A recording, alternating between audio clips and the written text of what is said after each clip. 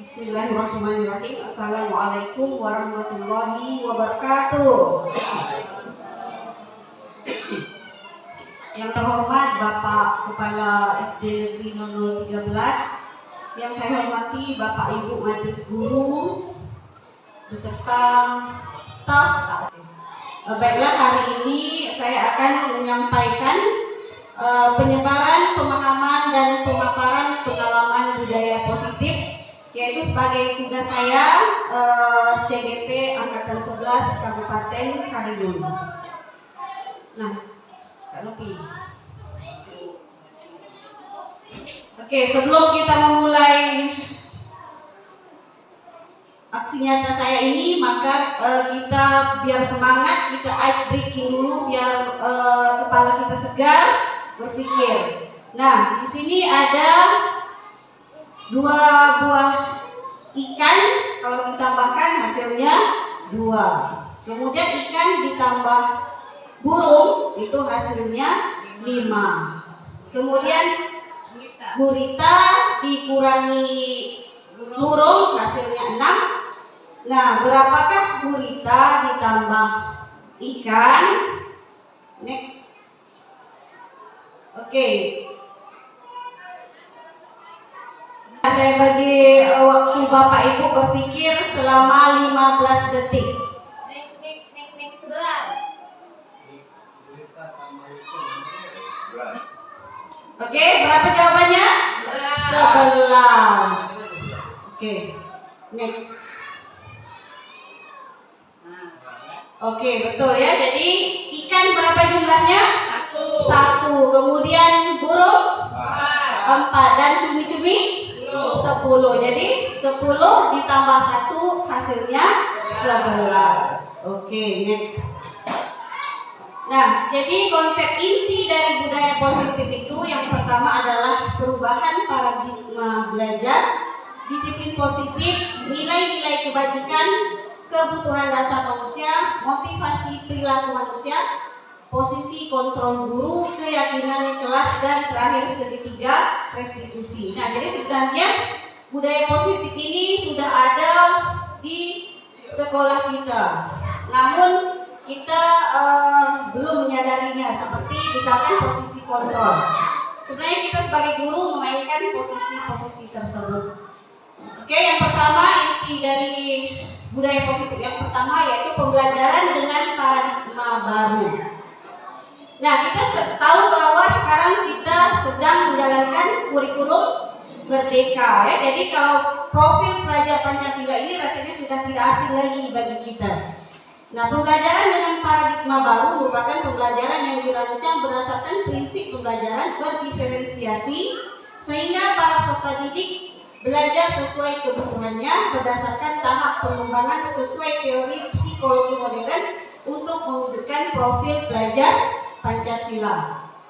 Jadi dalam paradigma baru ini kita harus menanamkan profil belajar Pancasila terhadap murid kita. Kemudian miskonsepsi tentang teori kontrol. Nah, ini yang menjadi miskonsepsi kita guru. Ya, yang pertama, ilusi guru mengontrol murid. Nah, kita merasa bahwa kita lah yang berhak untuk mengontrol murid. Nah, ini harus ini. Nah, ini harus ini.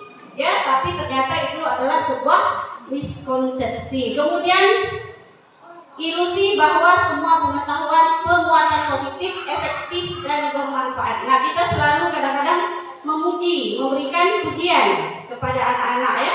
Jadi kita merasa, oh, dengan dipuji itu anak-anak tersebut bisa lebih efektif. Ternyata itu tidak bertahan lama. Ketika dia tak dapat pujian lagi, nah habis semuanya ya. Kemudian yang ketiga, ilusi bahwa kritik dan membuat rasa bersalah mampu menguatkan karakter. Begini misalnya, kenapa nak sampai berbuat seperti ini? Ibu kecewa sama kamu. Nah, kita mengeluarkan kalimat-kalimat yang membuat anak tuh merasa bersalah. Ternyata itu juga tidak bertahan lama. Kemudian yang ketiga, ilusi bahwa orang dewasa berhak memaksa. Nah, kita pun kadang-kadang sebagai guru selalu, bukan selalu, mungkin bahkan pernah melakukan hal seperti ini. Anaknya harus seperti ini, anaknya harus seperti ini. Mengutamakan kehendak kita. Oke, sekarang inti dari yang kedua yaitu disiplin positif. Apa itu disiplin positif? Bu Nopi? Yang Bu Nopi pernah dengar mungkin selain sebelum saya mengatakan ini? Oke, disiplin positif ini berasal dari kata disiplina yang artinya belajar. Disiplin mengacu pada disiplin diri yang memiliki tanggung jawab terhadap apa yang dilakukannya berdasarkan nilai-nilai yang diyakini. Disiplin positif merupakan salah satu cara penerapan disiplin yang bertujuan untuk menumbuhkan kesadaran serta memberdayakan peserta didik tanpa imbalan, penghargaan atau reward, ancaman atau hukuman. Nah, sebagai pendidik, tujuan kita adalah menciptakan peserta didik yang memiliki disiplin diri sehingga mereka berperilaku mengacu kepada nilai-nilai kebajikan universal dan memiliki motivasi intrinsik dalam perubahan perilaku ke arah yang baik.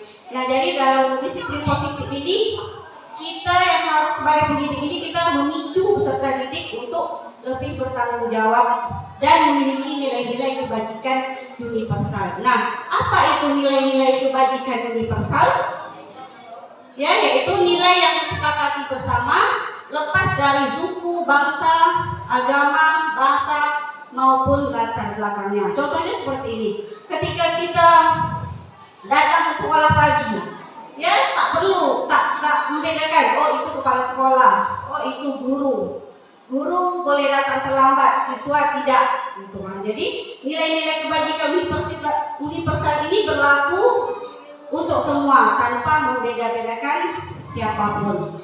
Nah, kemudian nilai universal ini, nilai kebajikan universal ini itu ada dalam profil pelajar Pancasila yang kita ketahui ya, ada 6. Kemudian ada juga di organisasi Primary Years Program, yaitu nilainya toleransi, rasa hormat, integritas, mandiri, menghargai, antusias, empati, keingintahuan, kreativitas, kerjasama, percaya diri, dan komitmen. Kemudian nilai universal ini, kebajikan universal ini juga terdapat pada keterampilan hidup, yaitu dapat dipercaya, lurus hati, pendengar yang aktif, tidak merendahkan orang lain, dan memberikan yang terbaik dari diri.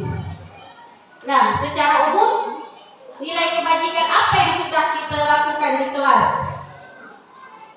Pak D, misalnya ketika orang berbicara, ketika teman berbicara, jadi nilai apa yang kita tanamkan di kelas?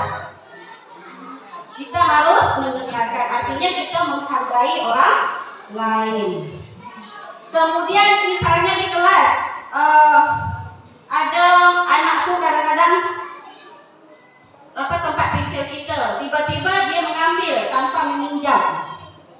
Maka di situ nilai kebajikan apa yang harus kita terapkan? Menghargai milik orang lain, ya, artinya kita harus menghargai milik orang lain, baik itu teman apalagi guru.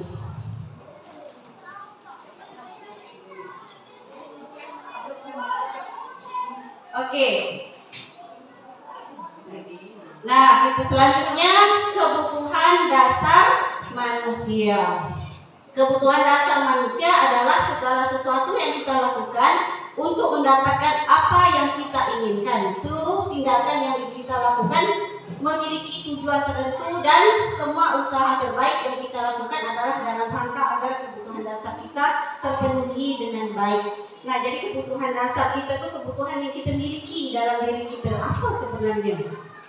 Next. Oke, nah ada 5 kebutuhan dasar manusia. Yang pertama, kesenangan. Kemudian yang kedua, cinta dan kasih sayang. Yang ketiga, penguasaan. Keempat, kebebasan. Dan yang kelima, kebutuhan bertahan hidup. Nah, sebenarnya setiap siswa kita, setiap murid kita melakukan sesuatu, mereka itu ingin memenuhi suatu kebutuhan dasar mereka. Oke, Nah, ketika seorang murid melakukan sesuatu perbuatan yang bertentangan dengan nilai-nilai kebajikan atau melanggar peraturan, sebenarnya hal itu dikarenakan mereka gagal memenuhi kebutuhan dasar mereka. Oke, selanjutnya kita pergi ke studi kasus. Mungkin ini pernah terjadi di kelas kita.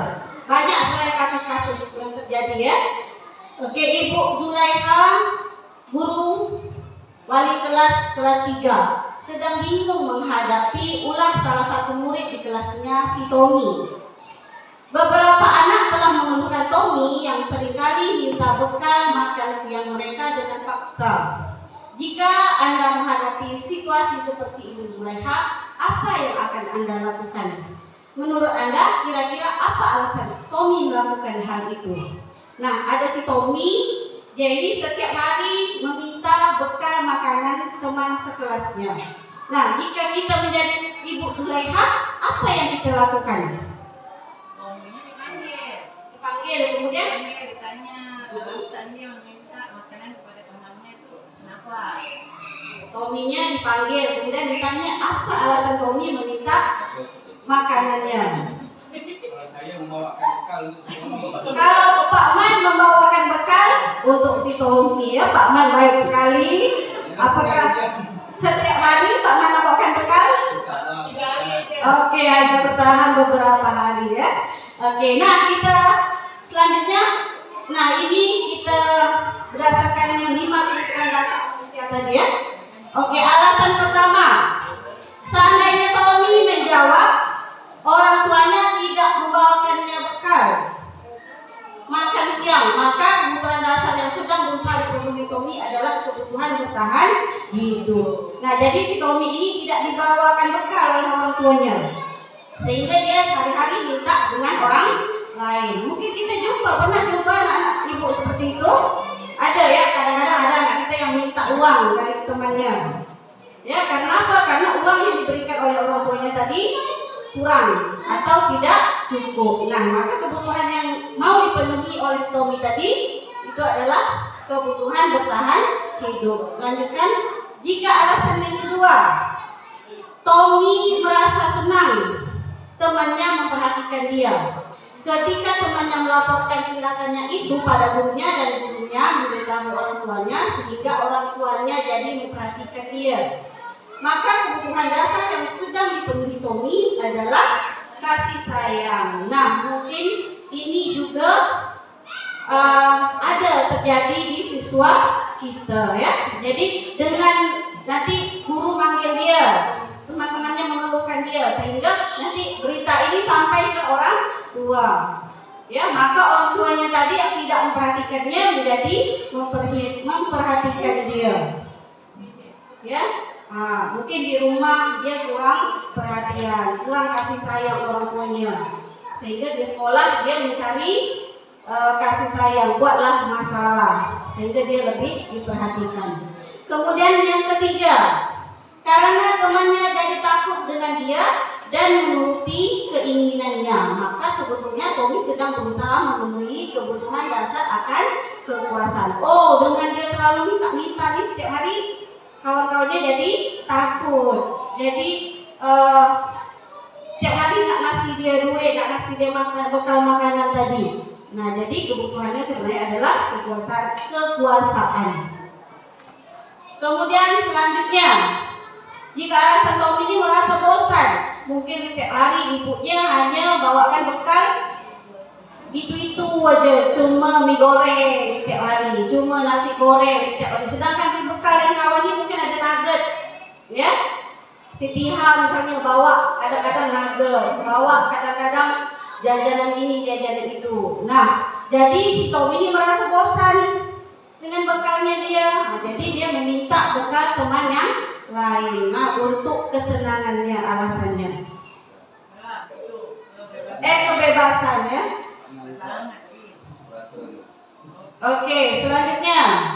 Nah, yang terakhir, jika alasan Tommy tadi hanya iseng, ya, hanya iseng-iseng saja, dan menikmati ekspresi wajah temannya yang kesal. Jadi dengan temannya kesal dan karena diminta terus, dia merasa senang, padahal bukan dia mau. sebenarnya, hanya untuk mengganggu temannya saja. Nah, maka kebutuhan dasarnya yang ingin dipenuhinya adalah kesenangan. Oke. Kemudian yang ketiga, selanjutnya motivasi perilaku manusia. Oke, motivasi, apa motivasi, Bu Surya? Merupakan dorongan yang timbul pada diri seseorang baik secara sadar atau tidak sadar untuk melakukan suatu tindakan dengan tujuan tertentu. Nah, jadi suatu dorongan dalam diri seseorang. Kemudian motivasi ini ada dua. Yang pertama motivasi ekstrinsik dan yang kedua motivasi intrinsik. Nah, apa saja motivasi intrinsik? Yang pertama, untuk menghindari ketidaknyamanan atau hukuman. Pernah Bapak Ibu pergi ke Tanjung Balai pakai helm? Oh, motor? Pernah ya? Untuk apa? Untuk menghindari kena tilang. Betul ya. Seandainya tak ada polisi, tak pakai helm. Nah, jadi motivasi yang ada dalam diri kita itu hanya untuk menghindari hukuman. Ya, jadi motivasi itu adalah motivasi ekstrinsik. Kemudian yang kedua, untuk mendapatkan imbalan atau penghargaan dari orang lain.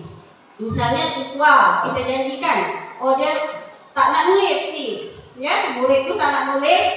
Oh, oke, siapa yang nulis nih? Siapa yang paling cepat nulisnya atau gambarnya paling bagus, ibu akan bagi penghargaan, bagi hadiah.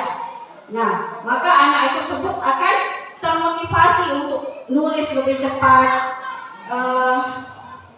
kemudian menggambarnya yang cantik, yang bagus. Nah, itu termasuk motivasi ekstrinsik. Kemudian inilah yang paling penting, yaitu motivasi intrinsik, yaitu untuk menjadi yang mereka inginkan dan menghargai diri sendiri dengan nilai-nilai yang mereka percaya. Nah, jadi di LMS itu ada pertanyaan, seandainya tak ada penghargaan atau reward dari kepala sekolah, apakah kita akan tetap datang lebih pagi? Tetap? Oke, alhamdulillah kalau tetap. Nah, jadi itu motivasi intrinsik dalam diri kita, itulah yang harus kita tanamkan, bahwa walaupun tanpa reward, tanpa hukuman, kita tetap datang ke sekolah lebih pagi atau sesuai dengan waktunya. Selanjutnya, kemudian motivasi perilaku manusia ini ada yang gagal, identitas gagal, kemudian konsep disiplinnya ada yang sukses. Nah, kalau hukuman dengan penghargaan ini termasuk konsep disiplin gagal. Mengapa? Ya, hukuman. Misalnya setiap murid melakukan kesalahan, kita berikan hukuman. Apa yang terjadi pada siswa tersebut? Yang pasti dia akan sakit hati. Oh, ibu itu selalu menghukum aku. Ya, sehingga hatinya jadi sakit dan bahkan dendam ini akan dibawa dia sampai tua, mungkin ya akan teringat. Mungkin Bapak Ibu pernah merasakan hal seperti itu. Ketika kita dihukum guru, oh teringat, oh dulu Bapak itu pernah menghukum suruh lari keliling lapangan. Nah, sehingga ini bisa dikatakan dengan konsep disiplin yang gagal. Kemudian tidak nyaman, murid takut menyiksa, memaksa murid menjadi rendah diri. Misalkan begini, ketika anak tersebut datang terlambat, ketika temannya berbaris, dia dihukum berdiri paling belakang. Ya, maka anak tersebut akan dilihat oleh teman-teman yang lain, sehingga dia akan merasa rendah diri, tak percaya diri dan kesal. Ya. Kemudian penghargaan juga itu bisa dikatakan identitas gagal. Mengapa? Karena tidak efektif, merusak hubungan, mematikan kreativitas, menghukum dengan sistem ranking, dan merampas hak menghargai dirinya sendiri. Jadi dia melakukan sesuatu itu untuk mendapatkan sebuah penghargaan. Nah, mengapa konsep disiplin identitas sukses ini ada pada konsekuensi dan restitusi. Nanti kita akan menjelaskan restitusi ya. Mengapa? Karena penguatannya itu jangka pendek, perlu monitoring. Misalkan begini, ketika ada anak yang nyori-nyori meja, pakai apa? Tip X. Apa konsekuensinya?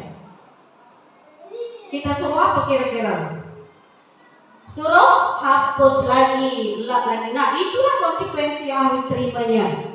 Oh, ketika orang lain, teman lain menulis sudah selesai jam istirahat, dia belum selesai, apa yang Ibu Surya suruh? Suruh selesaikan dulu. Nah, itulah konsekuensi yang harus diterimanya. Ya.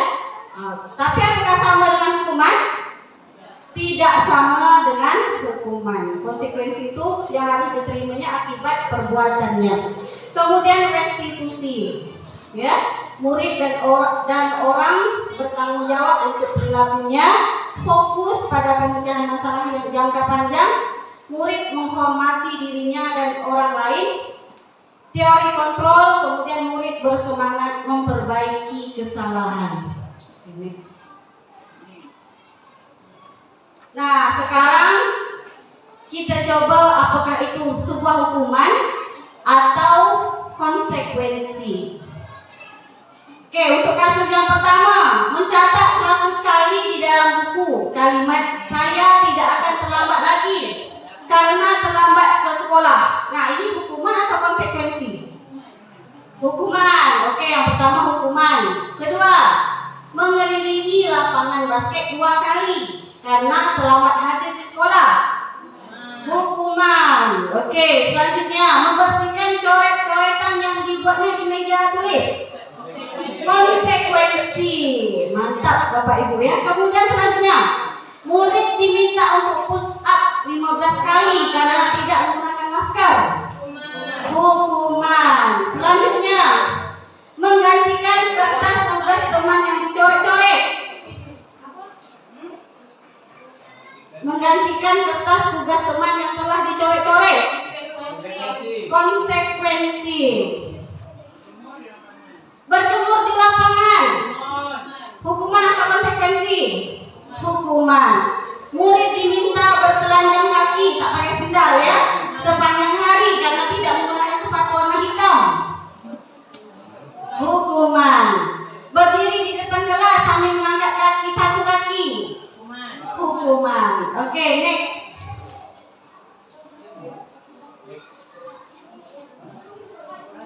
Nah, yang tadi ya, bahwa yang pertama tadi itu hukuman, yang kedua juga hukuman. Nah, yang ketiga, membersihkan coretan seperti saya jelaskan tadi itu termasuk dalam konsekuensi. Apa akibat yang harus diterimanya karena melakukan suatu kesalahan. Oke, tadi sudah sesuai jawabannya ya. Selanjutnya, nah ini yang tadi saya katakan 5 posisi kontrol guru. Nah, kita bertanyakan pada diri kita, ada pada posisi manakah kita sekarang? Ya, jadi ada 5 posisi kontrol guru. Yang pertama sebagai penghukum. Kemudian yang kedua, pembuat merasa bersalah. Sebagai teman, sebagai pemantau, dan terakhir sebagai manajer. Oke, ada sebuah kasus nih Bu Ain, ya, siswa bermain bola di ruangan kelas. Pernah? Pernah, ya, siswa bermain bola di ruangan kelas. Nah, posisi apa sebagai guru? Kira-kira posisi apa yang kita mainkan? Yang pertama, karena dia tadi main bola, hormat bendera selama 1 jam. Pernah kita lakukan seperti itu? Oke. Kalau kita suruh anak tersebut hormat bendera selama 1 jam, maka posisi kontrol kita adalah sebagai penghukum. Yang kedua, berapa kali ibu bilang, harus memberitahu kamu, nak, kamu selalu saja mengecewakan ibu. Ya, jadi kita mengeluarkan kalimat-kalimat yang membuat anak tersebut merasa bersalah. Ya, maka posisi kita adalah membuat rasa bersalah. Selanjutnya, nah,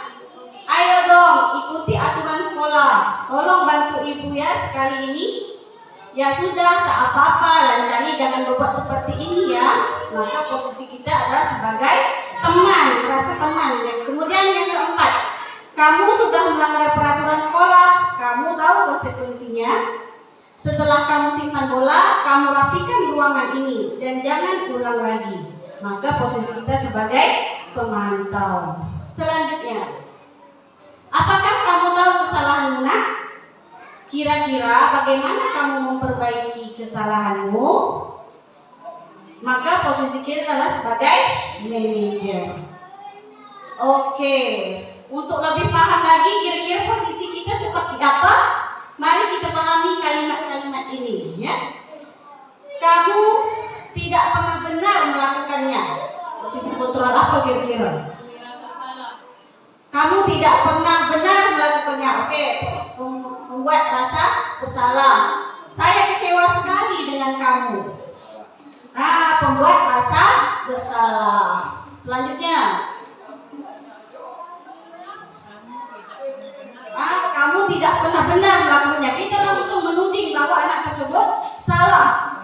Berarti posisi kita tadi penghukum. Kalau saya kecewa sekali dengan kamu, maka posisi kita pembuat rasa bersalah.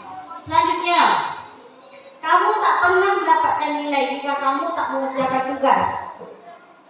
Biasanya kan kita, kalau nak dapat nilai itu harus membuat tugas. Maka posisi kontrol apa? Memantau. Oke, sebelahnya, ayolah lakukan demi ibu. Demi ibu ya. Oke, posisi kontrol kita adalah sebagai teman. Oke, selanjutnya.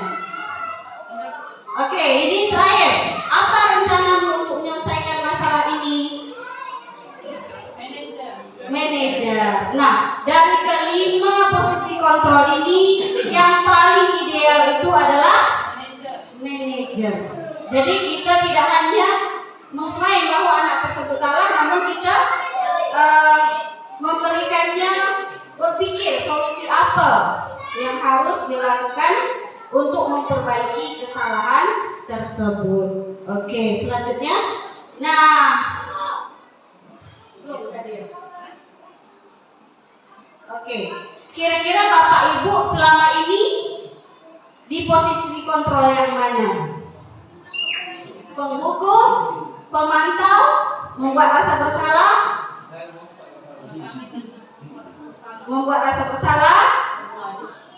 kemudian nomor 4 apa tuh? Sebagai teman boleh ya, namun yang paling ideal itu adalah manajer. Jadi kita tidak hanya mengatakan bahwa perbuatan itu salah, tapi kita menyuruh dia bertanggung jawab atas kesalahan dan memikirkan solusi dari perbuatannya tersebut. Oke, selanjutnya adalah keyakinan kelas. Mengapa keyakinan kelas? Mengapa bukan peraturan kelas? Bapak Ibu punya peraturan kelas di kelas? Punya ya? Atau kesepakatan kelas? Punya ya? Kita harus punya. Nah, mengapa kita katakan sebagai keyakinan kelas? Mengapa bukan keyakinan kelas? Nah, kalau keyakinan kelas ini itu bersifat abstrak, berupa pernyataan universal, dibuat dalam pernyataan positif, dibuat dalam bentuk kata sehingga mudah diingat, sesuai kondisi kelas dan sekolah sehingga mudah diterapkan. Kemudian semua warga sekolah atau kelas dilibatkan dalam membuat keyakinan kelas. Nah, jadi mengapa harus keyakinan kelas? Mengapa bukan peraturan? Kalau keyakinan kelas itu dibuat oleh semua anggota kelas bersama siswa, atau keyakinan sekolah itu biasanya kita undang orang tua siswa, ya kita buat bersama-sama. Mengapa bukan peraturan? Karena peraturan tadi bersifat memaksa, dibuat oleh pihak-pihak tertentu, guru saja yang buat. Misalkan apa peraturan kelas? Tidak boleh datang terlambat. Kalau datang terlambat, hukumannya push up 10 kali. Nah, itu bukan kesepakatan kita bersama, tapi dibuat oleh guru sebagai peraturan kelas. Nah, ini adalah contoh keyakinan kelas 3 ya. Misalkan berdoa sebelum dan sesudah belajar, maka nilai kebajikannya adalah beriman dan bertakwa. Kemudian mari membantu kapanpun kita bisa, itu mengandung nilai kerja sama. Kemudian hadir tepat waktu, disiplin atau mandiri. Kemudian kita saling mendengarkan tadi, menghargai. Kemudian terakhir kita bersikap adil dan jujur, maka nilai kebajikannya adalah kejujuran. Kebersihan, ini nilai kebajikan yang berhubungan kebersihan. Jagalah kebersihan ruang kelas kita. Oke, jadi di dalam keyakinan kelas atau sekolah ini harus mengandung nilai-nilai kebajikan tadi ya. Oke, selanjutnya segitiga restitusi. Pernah dengar segitiga restitusi, Pak Man? Belum pernah, Pak D? Belum ya. Mungkin kita pernah melakukannya, tapi kita tak tahu istilahnya apa, ya. Oke, apa segitiga restitusi? Yaitu suatu proses dialog yang dijalankan oleh guru agar dapat menghasilkan murid yang mandiri dan bertanggung jawab. Nah, ada 3 langkah dalam melakukan segitiga restitusi. Yang pertama, menstabilkan identitas. Yang kedua, validasi tindakan yang salah. Kemudian yang terakhir, menanyakan keyakinan. Oke, next. Apa itu menstabilkan identitas? Yaitu berdasarkan prinsip membuat kesalahan adalah bagian dari proses pembelajaran. Nah, segitiga restitusi ini kita terapkan ketika ada siswa yang membuat kesalahan. Nanti kita panggil anak tersebut, ya. Nah, jadi disitulah kita melakukan proses segitiga restitusi. Dalam menstabilkan identitas, biasanya guru selalu bertanya seperti ini, atau memberikan pernyataan seperti ini. Berbuat salah itu wajar, tak ada manusia yang sempurna. Bapak Ibu juga pernah melakukan kesalahan itu. Kita bisa menyelesaikan ini. Bapak Ibu tidak tertarik mencari siapa yang salah, tapi Bapak Ibu ingin mencari solusi dari permasalahan ini. Yang terakhir, kamu berhak merasa begitu. Selanjutnya, yang kedua, tahap validasi tindakan yang salah, yaitu berdasarkan prinsip setiap perilaku berupaya memenuhi suatu kebutuhan tertentu. Biasanya seorang guru tuh bertanya kepada siswanya atau memberikan pernyataan seperti ini. Padahal kamu bisa melakukan yang lebih buruk dari ini ya. Kamu pasti punya alasan mengapa melakukan hal itu. Kamu patut bangga pada dirimu sendiri karena kamu tidak melindungi sesuatu yang penting bagimu. Kamu boleh mempertahankan sikap itu, tapi kamu harus menambahkan sikap yang baru. Kemudian langkah yang terakhir yaitu menanyakan keyakinan. Nah, pada tahap menanyakan keyakinan ini itu berdasarkan prinsip teori kontrol, bahwa dasarnya kita termotivasi secara intrinsik. Nah, biasanya seorang guru itu menanyakan apa keyakinan kelas kita, nilai-nilai apa yang telah disepakati bersama, seperti apa gambaran sebuah kelas yang ideal menurut kamu. Kamu ingin menjadi orang seperti apa? Oke, selanjutnya. Nah,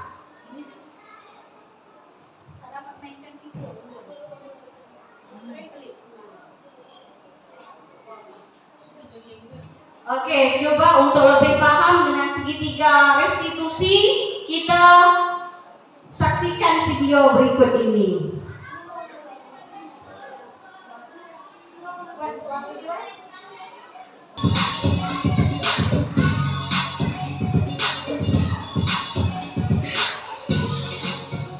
Selamat pagi, Randy, Deva,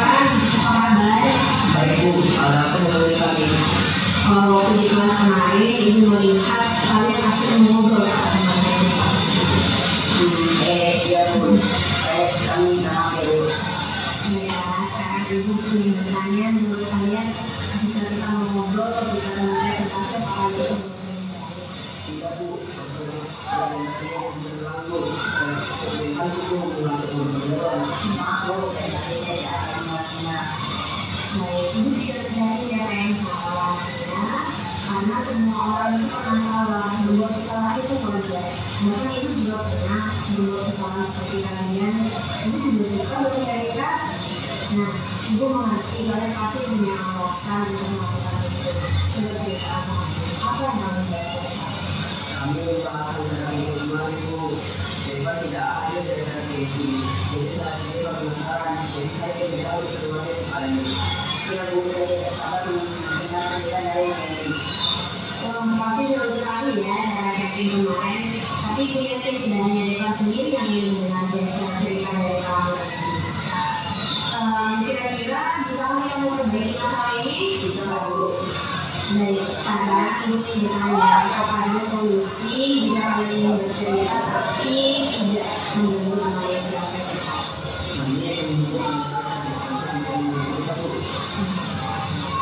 Jadi kalian sudah mengerti apa waktu yang kamu bercerita? Kebetulan sekali minggu depan kita ada mempelajari tentang recount teks dan pada materi itu kalian bisa menceritakan pengalaman kalian kepada teman-teman. Baik, kalau ada kami pengalaman yang menyenangkan yang saya tidak pernah berceritakan. Nah, sekarang ibu ingin bertanya tentang sikap kalian pada saat itu. Menurut kalian, kira-kira mana sih yang menunjukkan perilaku yang baik saat kalian sedang presentasi? Dan Betul sekali. Jadi, apakah sikap itu perlu kalian lakukan? Kenapa? Apakah itu penting untuk kalian? karena dengan menghargai dan juga sebagai yang lain itu dan kami sudah mengambil pelajaran dan juga harus fokus pada Benar sekali, pasti tidak enak jika kita mengambil presentasi lalu teman-teman yang lain ngobrol. Pasti kita juga akan merasakan salah tidak bisa jika kalian presentasi lalu teman-teman ngobrol. pasti kesalahan dengan presentasi Nah, lalu Randy dan Irfan ingin menjadi murid yang bagaimana selanjutnya? saya ingin menghargai orang juga ini saya ingin menghargai mulai sekarang saya akan menghargai orang lain dan bisa belajar Baiklah, sekarang kita sudah punya solusinya ya. Mudah-mudahan nanti ke depannya Randy dan Irfan bisa menjadi lebih baik lagi. terima kasih. Nah, sekarang kalian sudah boleh kembali ke kelas lagi ya.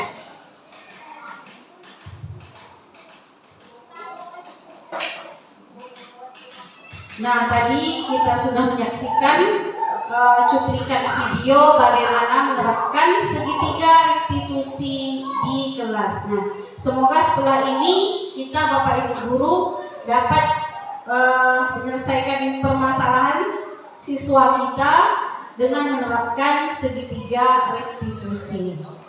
Nah, terakhir dalam penerapan program disiplin positif, hendaknya guru memiliki standar kepribadian profesional dan sosial yang baik, di mana guru mampu merefleksi diri dalam posisi kontrol saat ini. Bagaimana perjalanan dirinya sebagai among, yaitu manajer yang menuntun murid-muridnya menjadi insan yang mandiri, merdeka, dan bertanggung jawab. Nah, jadi setelah ini saya harapkan kita semua dapat menerapkan budaya positif di sekolah kita, juga di kelas kita, bahkan di rumah kita ya, terhadap anak-anak kita di rumah. Oke, demikian pemaparan dari saya, semoga bermanfaat dan dapat kita terapkan di sekolah kita. Ya, terhadap murid-murid kita. Terima kasih atas perhatian Bapak Ibu guru. Saya akhiri dengan wassalamualaikum warahmatullahi wabarakatuh.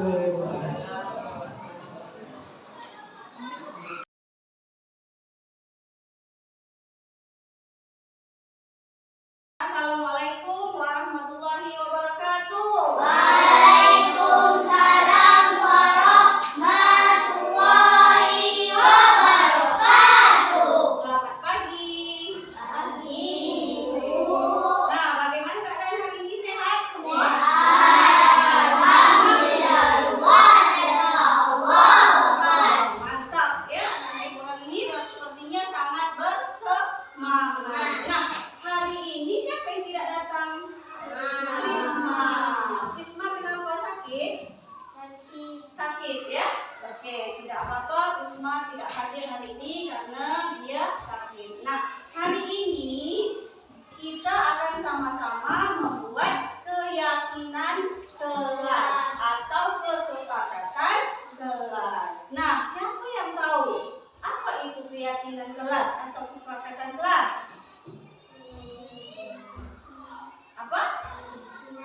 Keyakinan seperti apa?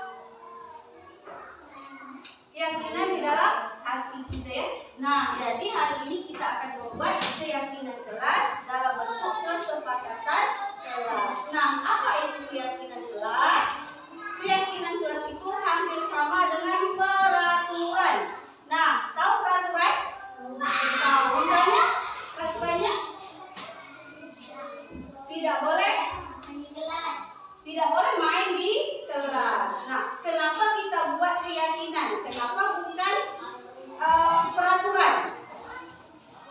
Nah, jadi kalau peraturan itu dibuat oleh misalnya oleh sekolah, misalnya oleh guru. Tapi kalau keyakinan kelas itu kita buat secara bersama. Nah, mengapa harus keyakinan kelas? Karena keyakinan kelas yang akan kita buat ini itu harus kita yakini di dalam hati. Kemudian kita lakukan dengan rasa penuh tanggung jawab. Nah, itu kan keyakinan kita sama-sama semua, ya. Keyakinan kita diketahui oleh ibu sebagai wali kelas dan anak-anak sebagai siswa di dalam kelas. Oke, mantap. Nah, jadi siapa yang tahu contoh-contoh keyakinan kelas? Misalnya tadi, apa ini? Misalnya tidak boleh makan di kelas. Lagi tidak boleh bermain di kelas. Lihat contohnya.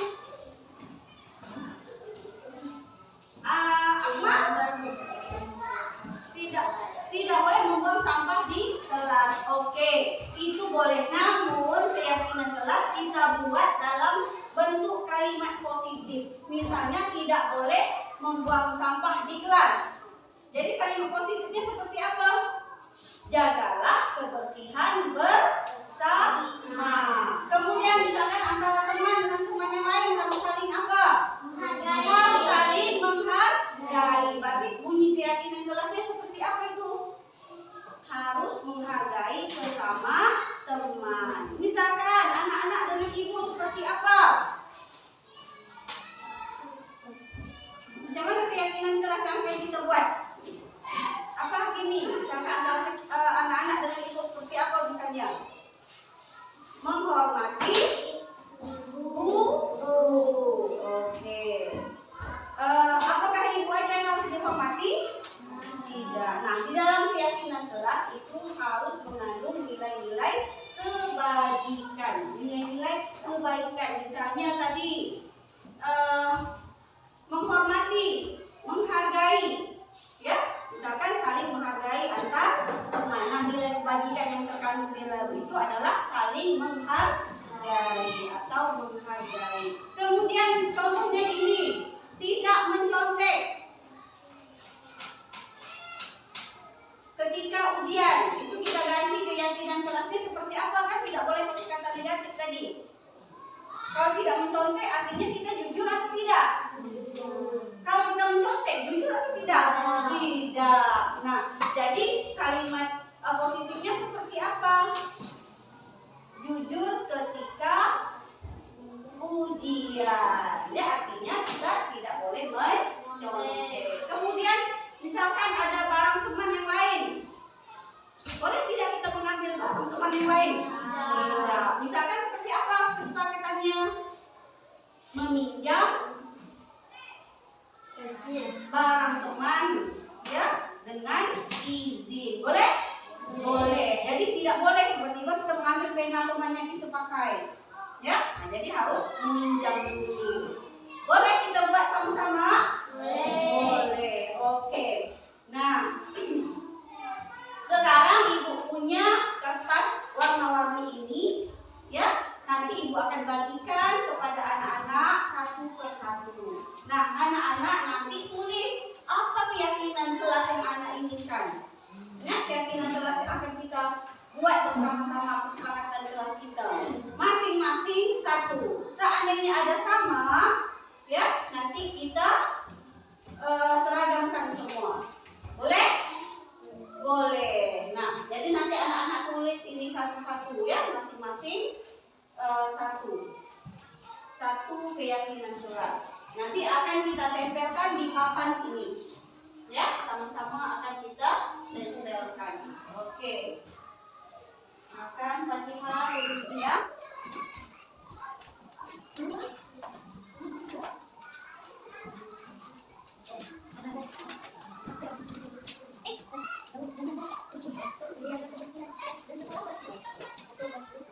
Dan silakan tulis di kertas tersebut apa keyakinan kelas yang akan kita buat.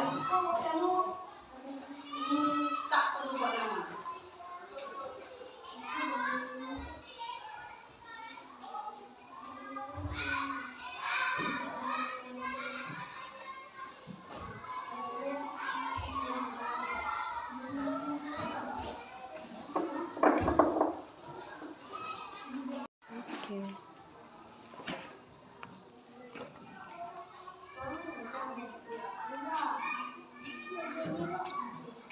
Bukan kalian joget deh.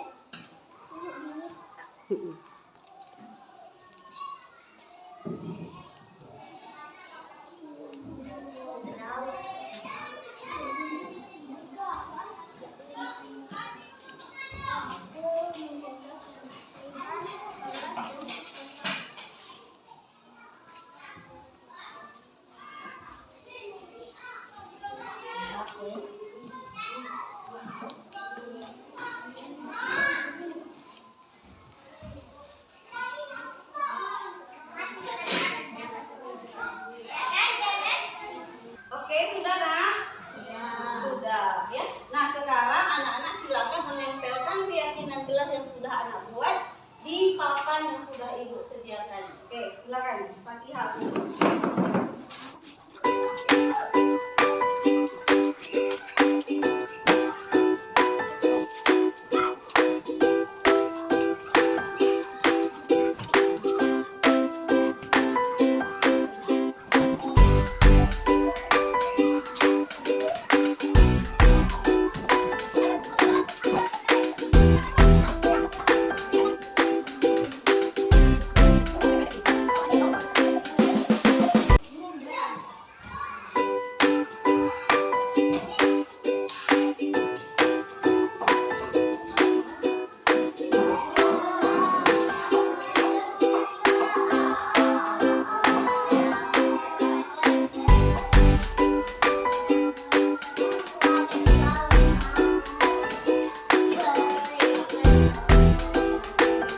Oke, nah keyakinan kelas kita sudah kita buat bersama-sama. Ya, nah, jadi hari ini kita dapatkan 8 keyakinan kelas yang sudah kita buat bersama-sama. Ya, nah, jadi setelah kita buat keyakinan kelas kita ini harus kita laksanakan dengan penuh tanggung jawab. Supaya apa? Supaya kelas kita menjadi aman, nyaman, bersih, ya. Oke, serta kita akan saling menghargai antara guru dan juga dengan teman-teman. Oke, baik, setelah kesepakatan kita yang sudah kita bentuk agar lebih bertanggung jawab terhadap diri anak-anak dan bisa melaksanakannya, maka ibu mau hari ini ibu minta tanda tangan anak-anak semua ya, supaya menandakan bahwa kita sudah sepakat dengan keyakinan kelas yang sudah kita bentuk bersama-sama. Oke, boleh? Boleh. Siap? Siap. Oke, nanti ibu akan minta tanda tangan anak-anak masing-masing.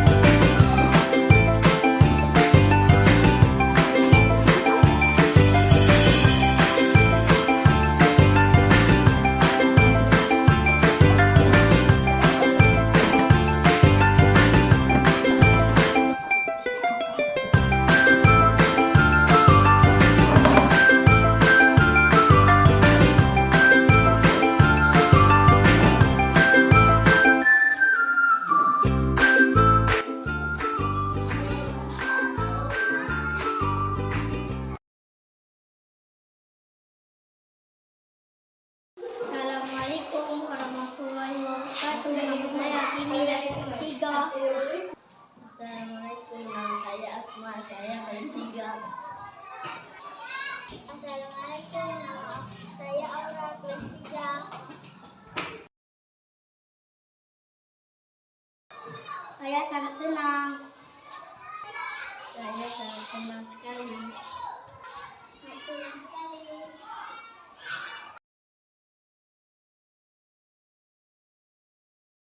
Sangat penting. Sangat penting. Sangat penting. Agar bisa disiplin. Oh, kami ngerti.